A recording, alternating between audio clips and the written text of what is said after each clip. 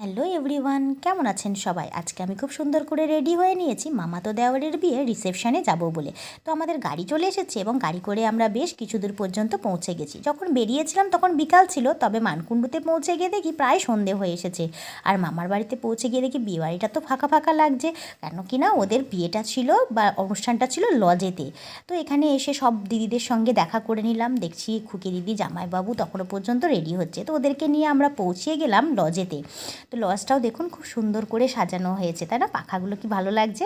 এরপরে দেখি কনে তখনও রেডি হয়ে আসেনি, আমরা কনে সিংহাসনে বসে বেশ কিছু ছবি তুলে নিলাম। এদিকে দিদি, জামাইবাবু, মাইমা সবাই মিলে কিন্তু ছবি তুলতে লাগলো। ছেলেকে বললাম, বাবু আমার হেয়ার স্টাইলটার একটু রিভিউ দিয়ে দে তো। ও কিন্তু সেটাই করলো।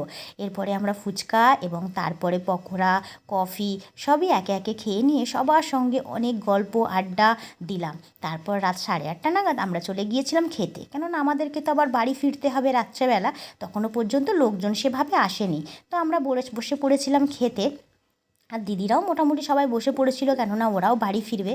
তো বিয়েবাড়িতে এসে সবার সঙ্গে দেখা হয়ে আনন্দ করে বেশ ভালো লাগলো। তো এরপরে আমরা রাত্রেবেলা বাড়ি ফিরে এসেছিলাম।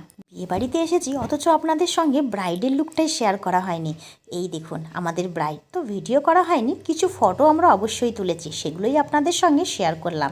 তো আমার ব্লগটা এই পর্যন্তই। কেমন লাগলো অবশ্যই কিন্তু জানাবেন।